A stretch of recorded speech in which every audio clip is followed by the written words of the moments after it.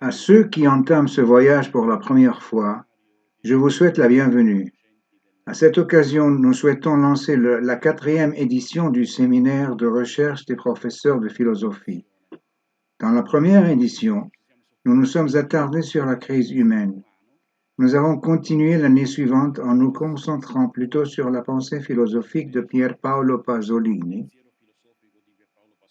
L'année dernière, nous avons été confrontés à une lecture philosophique de l'encyclique du pape Tutti Fratelli, tous frères. Et cette année, au lieu de cela, nous avons pensé à nous consacrer à un texte inspirant de la spiritualité de saint François d'Assise, qui est le Cantique des Cantiques, des créatures. L'année prochaine sera le centenaire, l'anniversaire. C'est pourquoi nous voulons nous souvenir de l'écriture par François d'Assise du Cantique des créatures. Nous aborderons ce texte différemment cette fois-ci, parce que ce texte a été abordé selon des lectures de caractère littéraire, de caractère spirituel et de caractère théologique, alors que ce que nous allons essayer de faire dans ces 10 ou 11 réunions sera de donner une lecture à la lumière de la pensée philosophique et selon différents points de vue. En effet, les 15 conférenciers qui traiteront du sujet le feront selon un courant, une façon de penser qui sera différente des autres dans une polyphonie de voix. Nous essaierons de donner un éclairage différent à ce qui peut être la lecture habituelle que nous avons du chant. Ce sera donc très difficile. Nous ferons ce genre de lecture par l'intermédiaire de plusieurs enseignants qui nous aideront et nous commencerons aujourd'hui même. Nous étions censés commencer la semaine dernière, mais des problèmes nous en ont empêchés. Nous commencerons donc cette série de réunions aujourd'hui grâce à l'aide du professeur Calogero Caltagirone. Je vais présenter brièvement le professeur, bien que beaucoup d'entre nous le connaissent déjà, probablement. Le professeur Calogero Caltagirone est professeur titulaire de philosophie morale à l'Université libre Maria Santissima Assunta, qui est la LUMSA de Rome, au département des sciences humaines et de sa production scientifique, ainsi que de la production didactique. Il s'intéresse principalement à l'anthropologie, au sujet des relations, sur lequel il apportera entre autres le thème de la rencontre d'aujourd'hui, et la plupart de ses publications portent sur le sujet des relations que l'on retrouve abondamment dans sa bibliographie d'études, de publications et de monographies. Entre autres, je citerai quelques-uns d'entre eux en particulier, un qui nous concerne parce qu'il a été publié dans le magazine Antoniana l'année dernière. Cultiver, protéger et promouvoir le bien de l'homme qui nous est commun.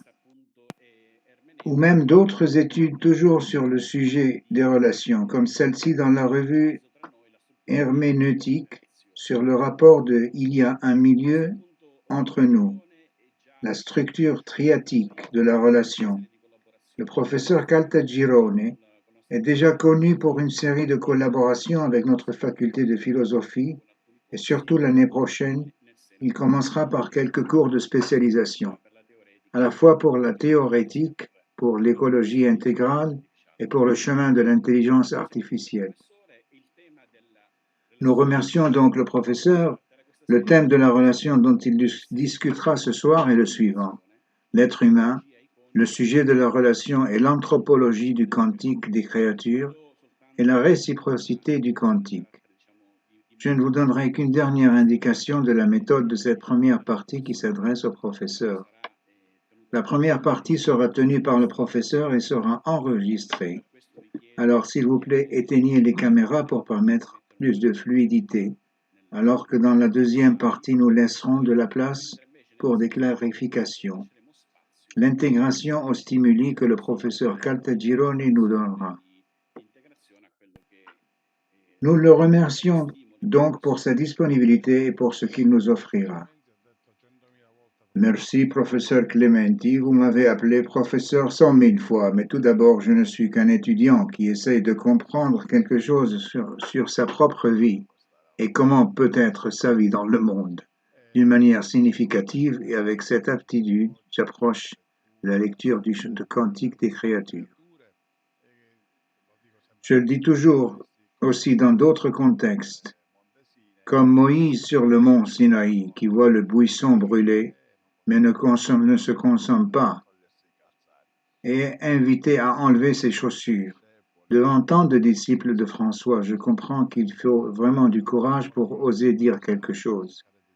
Cependant, je vous remercie de l'accueil que vous m'avez réservé dans la faculté et de l'attention que vous m'avez accordée. Je ne sais vraiment pas si je ne pourrai jamais me montrer à la hauteur. J'en viens immédiatement au stress médiatique, comme on le dit d'habitude, en essayant de saisir cette dimension de la catégorie de la relation comme un élément structurel et structurant. Non seulement l'articulation du cantique des créatures, mais aussi ce qui vient pour une structure ontologique, onto-anthropologique de la relation. Et pourquoi? Parce que le cantique des créatures, dans sa dense condensation synthétique, montre les éléments essentiels et porteurs de toute la vision du monde et de la vie proposée et développée par la philosophie et la théologie franciscaine. Il offre une image complète et concrète d'un modèle de tissage relationnel, théologique, anthropologique, cosmologique, qui articule de manière significative dans un sens relationnel la triade, métaphysique, Dieu, homme, cosmos, dont nous savons maintenant que ces réalités ont été séparées et ont causé de grands problèmes dans la compréhension de la dynamique relationnelle, non seulement de la relation entre l'homme et l'absolu, l'homme et le divin, mais aussi de la relation de l'homme avec lui-même, de l'homme avec les autres et de l'homme avec les choses du monde. Ainsi, du cantique des créatures est généré un mouvement multiforme d'approche spécifique de la réalité, qui a une influence décisive sur la structuration, la conjugaison et la déclination des existences personnelles, sociales, ecclésiales et universelles qui insistent et consistent dans les formes pratiques de vie à travers lesquelles l'humain, qui est commun à nous, frères et sœurs, se tient devant lui-même, vers les autres, vers l'environnement, vers l'autre ou vers Dieu. Un mouvement qui souligne que les situations de vie concrètes de l'humain qui est en commun entre nous prennent forme dans les histoires relationnelles de Dieu avec l'humanité, des histoires qui se dévoilent comme un chemin de sens, d'alliance, de communication et de salut, dans lequel l'humain qui est commun à nous déploie leur être authentique, devenant le sujet des relations en relation avec lui-même, avec les autres, avec les créatures. Étant en relation avec la relation de Dieu et fondée dans les relations de Dieu en lui-même et en dehors de soi. Dernièrement, comme la théorisation d'une ontologie trinitaire se répand, je vois qu'il y a beaucoup d'études qui entrevoient la théologie et la philosophie franciscaine. Des éléments qui contribuent grandement à la définition de ce modèle de pensée relatif à l'ontologie trinitaire. Plusieurs des études sur Bonaventura en particulier. De ce point de vue, la théo-anthropocosmologie franciscaine est capable de dialoguer avec l'humanité contemporaine. Une confrontation significative pour l'identification de sa signification et peut également constituer un défi provocateur pour les problèmes de la question actuelle théo-anthropique écologique.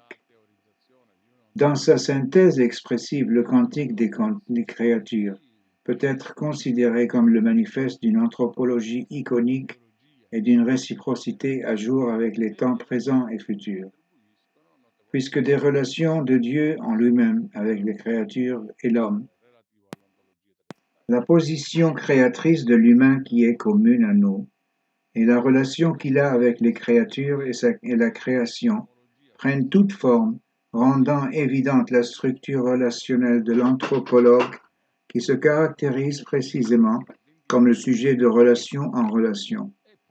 Cela nous dit une chose importante, que non seulement au début est la relation, mais que la relation est le début.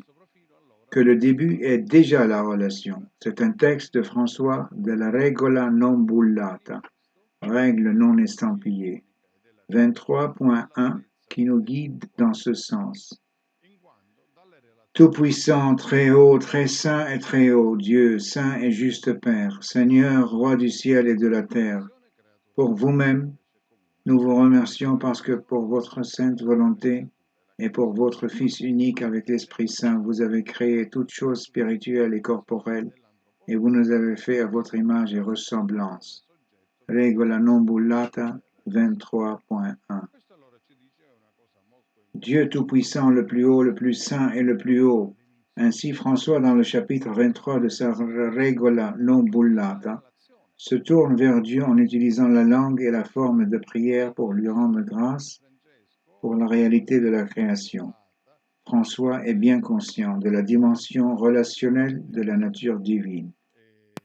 En fait, il se tourne vers Dieu en la personne du Père, qu'il reconnaît comme celui qui agit réellement. Il s'adresse à Dieu en la personne du Fils. Il s'adresse à Dieu en la personne du Saint-Esprit. En plus de reconnaître en lui les attributs superlatifs de toute puissance, sainteté, justice, souveraineté paternelle, pour lesquels il agit comme un père dans la création, avec toutes ses déterminations, François identifie en Dieu comme le Père l'origine de la création et sa cause. La création découle de sa sainteté, qui est l'expression de sa bonté et de son amour bienveillant envers les autres. Cette perspective est confirmée par d'autres textes de François, qui expriment l'image qu'il a de Dieu comme une relation en lui-même et en extracé, en dehors de soi. Voici un extrait de la louange de Dieu. Tu es saint, Seigneur, seul Dieu, qui fait des merveilles. Tu es fort, tu es génial, tu es grand. Tu es tout-puissant, Saint-Père, roi des cieux et de la terre. Tu es trinitaire et unique, Seigneur Dieu des dieux.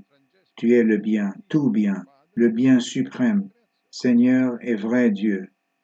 Lodi 1, 2, FF 26-21.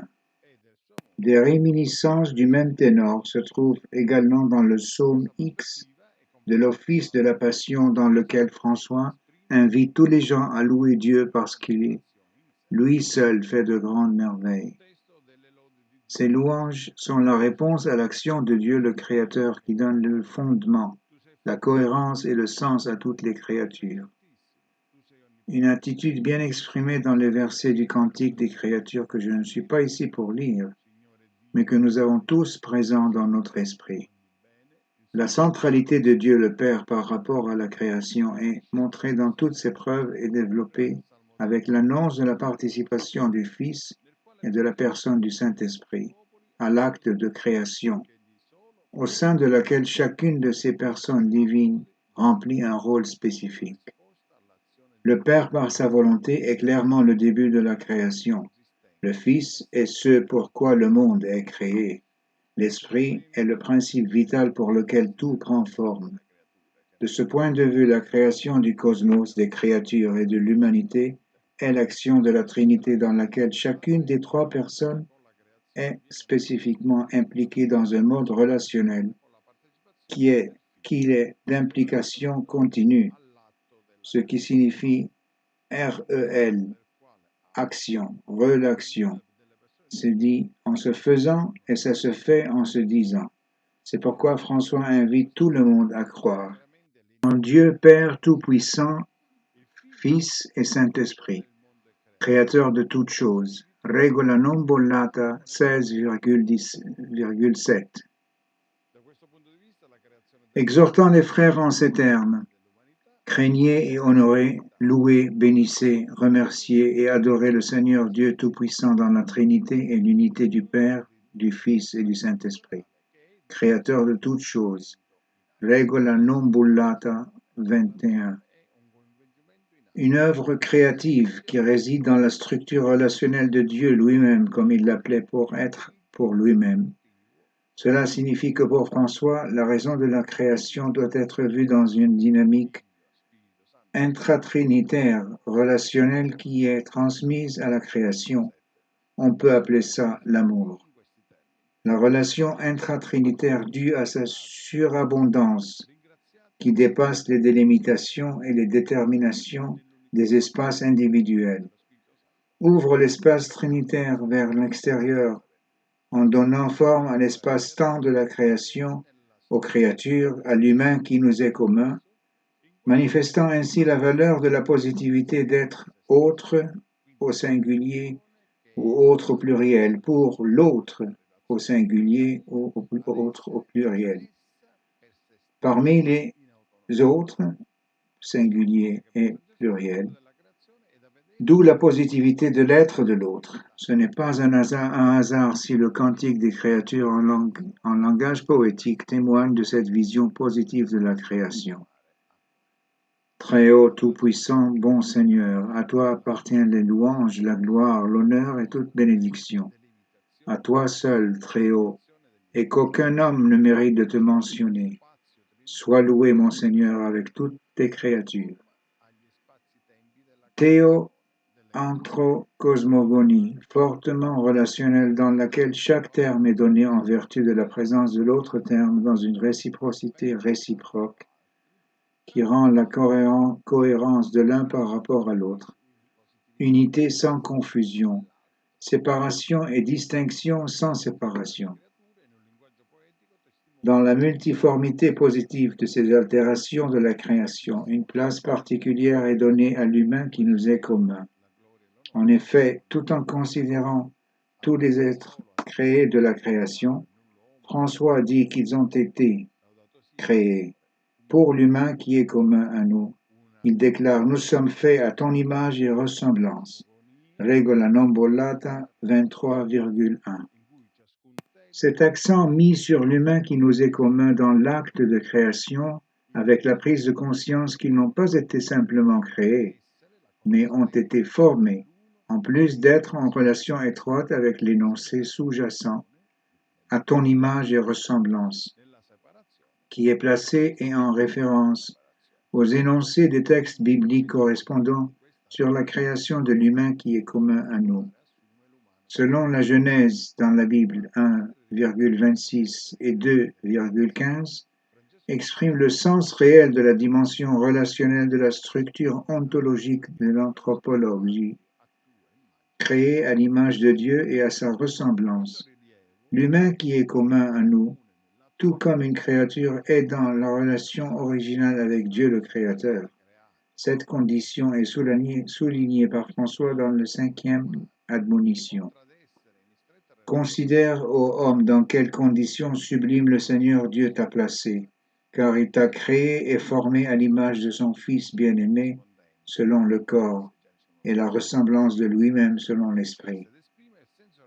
AM 5.1, FF 153.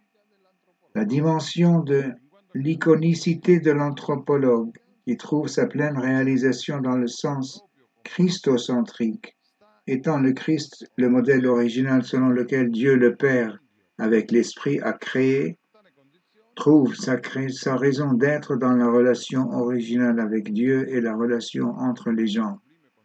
La dimension iconique de l'anthropologue articulée dans l'événement chrétien montre que la création n'est pas un acte statique de Dieu qui a pris fin dans le passé, mais plutôt un processus créatif qui n'a pas pris fin, mais qui continue, comme Dieu est toujours présent pour créer, à donner forme à la structure des relations et que l'humain qui est commun à nous expérimente de Dieu, en, pour, avec, entre lui, les autres, les créatures, les choses du monde, l'environnement. À la lumière de cette originalité, originale de l'action qui est le début, les coordonnées des relations sont développées. La pensée médiévale en cela a été fortement caractérisée d'une manière particulière. Plusieurs auteurs la lisent autour de l'axe de la croix, de la dimension verticale et de la dimension horizontale, qui définissent alors les 4 points cardinaux du cosmos. La dimension de l'iconicité structure l'articulation des coordonnées des relations réciproques.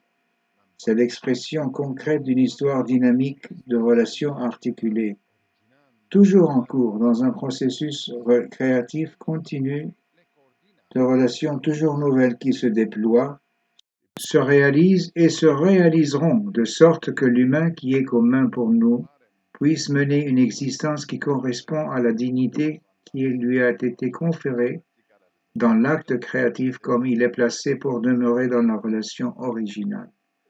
Cela signifie pour François que l'humain qui nous est commun, en étant une créature d'une relation originale, par rapport à cette origine, n'existe pas par lui-même, mais est créé, formé, mis en œuvre pour une relation, étant le fondement de son existence, capable de constituer le principe selon lequel il doit donner forme à sa propre vie. Et cela déplace toutes les théories de l'impérialisme de l'ego, qui maintenant a été établi depuis l'individualisme pathologique narcissique contemporain, où toutes ces formes de différenciation, de reporter le sens à l'infini qui ne permet jamais à l'homme de se retrouver parce qu'il est toujours comme les autres veulent qu'il soit. Aujourd'hui, nous allons parler de liquidité anthropologique au sens large. C'est en cela que se fonde la vision globale et positive de l'humain qui nous est commun dans toutes ses dimensions anthropologiques constitutives. La profondeur de la verticalité iconique de la relation. 2. Est la colonne vertébrale et le principe architectural dans lequel les relations horizontales dans, pour, avec et entre sont soulignées et dont elles prennent leur cohérence et leur existence. Et maintenant, nous allons essayer de voir ce que ces formes de relations horizontales consistent en dans, pour, avec, entre. J'utilise beaucoup de prépositions. Certains se moquent de moi en disant que je fais de la philosophie prépositionnelle. Mais les prépositions, sont des catégories de mouvements. Ils nous permettent de voir la dynamique de l'action. Ces événements sont liés à une positivité d'être en soi, pour nous et pour les autres. Nous sommes donc appelés à vivre vers cet événement qui détermine la forme de l'accomplissement final. Je dis toujours que nous devons toujours passer d'une métaphysique de la cause à une métaphysique de l'accomplissement. Et pour les croyants ou les chrétiens, je crois que c'est un défi que nous sommes appelés à poser parce que l'arche, le principe, coïncide avec les télos.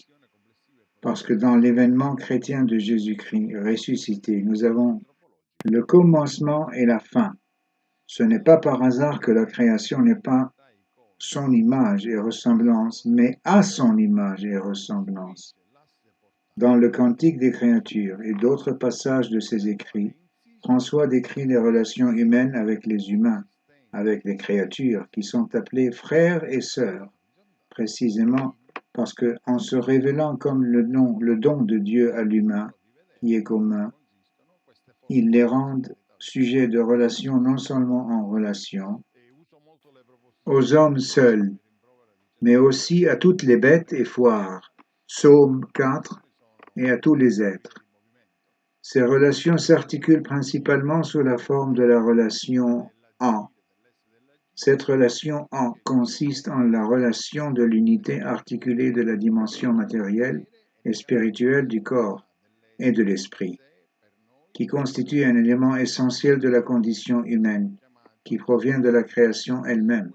En vertu de cette relation, en pour François les signes caractéristiques de pauvreté, nudité, d'être donné à soi-même, de positivité du corps et de l'esprit, d'être en relation de transcendance de soi, apparaissent. Et c'est ce qui permet à l'humain d'accomplir ce chemin en tension vers de la nudité archéologique à la plénitude eschatologique. Ces caractéristiques essentielles sont confiées à l'humain qui est commun à nous pour être vécues et améliorées, afin qu'elles puissent atteindre un plein développement comme étant humainement accomplies, dans le sens où la relation originale leur communique.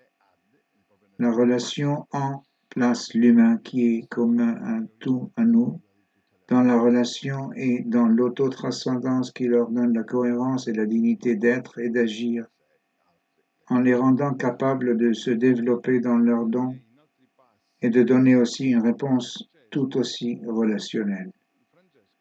À partir de la corrélation entre la relation de et dans, la relation pour est ouverte. Toutes les créatures que, comme l'écrit Thomas de Celano, François a appelées avec le nom de frères et de sœurs, ayant eu une intuition de leurs secrets d'une manière merveilleuse et connue de personne d'autre.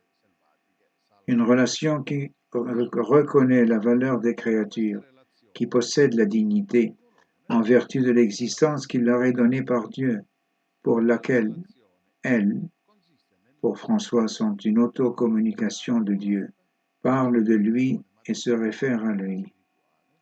En tant que tels, ils reflètent en eux-mêmes, dans leur bonne positivité, la bonté et la beauté de Dieu, et représentent, en tant que sacrement naturel, la présence divine dans le monde.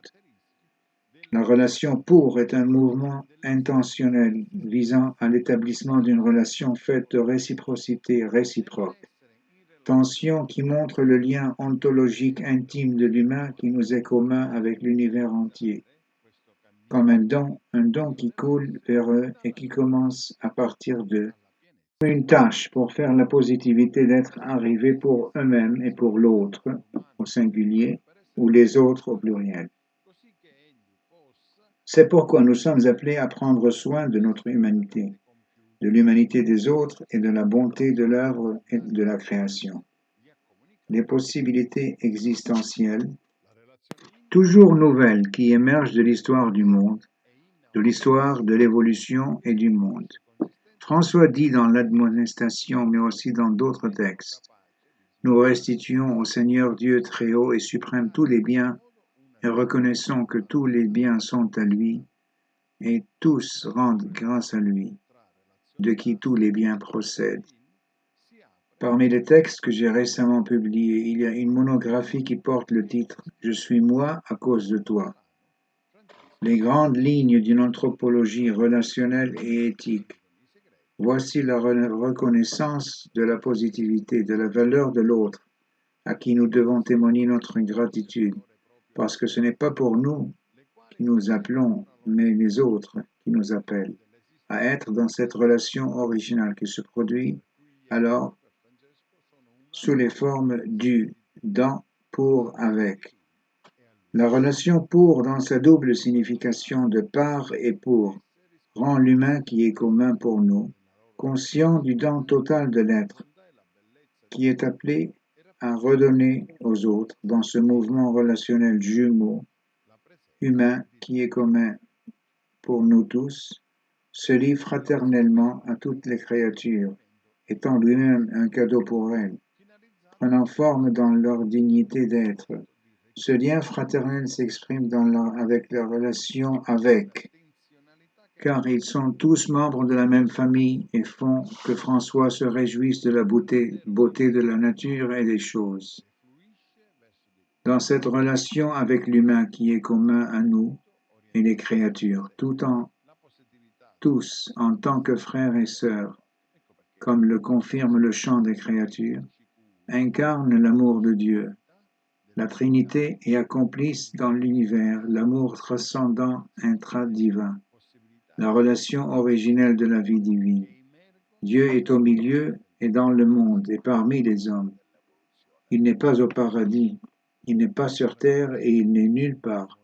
C'est l'endroit où les humains, dans ce jeu de relations avec eux-mêmes, avec les autres, avec les choses du monde, le font habiter. Il lui crée un espace pour exister et émerger. François, de cette manière, souligne que l'humain qui est commun à nous, à travers la relation avec, vit la communion fraternelle avec toutes les créatures et en harmonie avec elles. Les mêmes relations subjectives qui deviennent un point cosmique de réalisation de la création. Pour François, l'homme, les créatures et Dieu sont des sujets de relation en relation. De ce point de vue, le Cantique des créatures souligne que l'humain qui est commun vit une communion cosmique et une union de sympathie participative avec le cosmos au point d'intégrer la mort comme une sœur. et qu'un processus créatif continu offre une vie fructueuse. Sois loué, mon Seigneur, pour notre mort corporelle, de laquelle aucun homme vivant ne peut s'échapper. Malheur à ceux qui mourront dans des péchés mortels. Heureux ceux qui se trouveront dans ta très sainte volonté, car la seconde mort ne leur fera point de mal. Oui, parce que c'est quoi le péché mortel? C'est la fracture des relations. La rupture de la relation d'origine provoque quoi? L'humain n'est plus en relation ni avec lui-même, ni avec les autres, ni avec les choses du monde, ni avec l'environnement. La relation change, l'impérialisme de l'ego émerge et l'identité est vidée. La relation avec définit la fraternisation de toutes les créatures, de l'humain qui est commun à nous, des autres êtres vivants, des choses du monde, de l'environnement. Fraterniser avec les créatures signifie pour François d'accepter de se mettre parmi elles et de se retrouver avec elles. C'est une déclaration qui fait tecle vetrali, comme une vitrine dans un essai. Saint François, écologiste, esthète ou théologien, dans Études œcuméniques de 1987. Les coordonnées des relations de, en, à, avec, entre, qui témoignent de la structure relationnelle de l'anthropologie iconique de la réciprocité, sont également présentes dans le magistère de François d'Assise. Ils définissent l'être humain qui est commun pour nous comme le sujet des relations et sont condensés dans la relation entre Dieu, l'être humain, le cosmos et la nature. La triade métaphysique Dieu, homme, cosmos, pulsant la vie en vertu du processus créatif, se reflètent l'un à l'autre et se retrouvent fraternellement, constamment amenant l'être à la vie qui maintient le flux relationnel divin de l'humain, qui est commun pour nous. Puisque la relation de, c'est-à-dire iconique, qui passe dans toutes les créatures, dans la relation vivante, en, pour, avec, entre, provoque une tension et un mouvement intentionnel qui tend à l'achèvement pléromatique de l'ordre des rencontres entre Dieu, l'humain qui est commun à nous, et le cosmos, et vice-versa. Du Cantique des créatures, mais aussi dans d'autres textes de la pensée de François, émerge le fait que nous sommes dans une grande œuvre relationnelle. Une grande œuvre relationnelle telle que décrite par le Cantique des créatures, qui anime la vie des relations au sein desquelles chaque créature prend forme, se configure et se reconfigure continuellement. Et qu'est-ce que ça nous dit? Il nous dit que nul homme n'est une île, aucune entité cosmique ne peut être considérée seule. Nous sommes dans une structure de tissage relationnel qui est mise en évidence dans les différents niveaux d'articulation de la réalité, qui va du monde physique, biologique et anatomique au monde psychique, le corps animique au spirituel.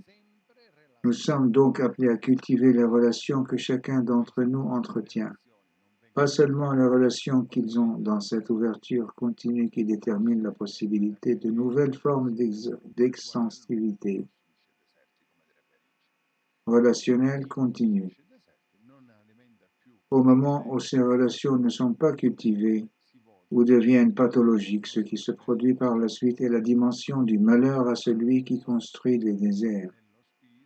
Parce que ceux qui construisent des déserts ne nourrissent plus les relations, et en tant que tels, nous ne sommes plus voués à la mort corporelle, notre sœur, mais à la mort de l'esprit, la mort dans le péché qui est au fond de la structure de la relation, brisée, blessée. Mais attention, la relation continue d'être originale et originaire de soi-même, mais en ce qui concerne la réalité, elle est tellement surabondante, tellement débordante, qu'en tant qu'étreinte, elle m'embrasse mais m'étouffe, parce que je ne suis pas capable de correspondre de manière aussi ouverte. Parce que si je suis fermé en moi comme un monade, je ne peux pas m'ouvrir et accéder à la source de la vie qui vient d'une dimension de réciprocité réciproque. et me permet toujours de vivre ce fait de la création, de la relation qui produit la raison de l'existence de l'humain, de l'existence des choses du monde, de l'existence de l'environnement qui, dans la relation de à, pour, entre, sont un signe de cette expression de la relation originale, qui est la vie de Dieu en soi et qui se répand à l'extérieur. Merci. Merci à l'étudiant Calogero Caltagirone. Je pense avoir été ponctuel, oui, une demi-heure, peut-être un peu plus. Bravo.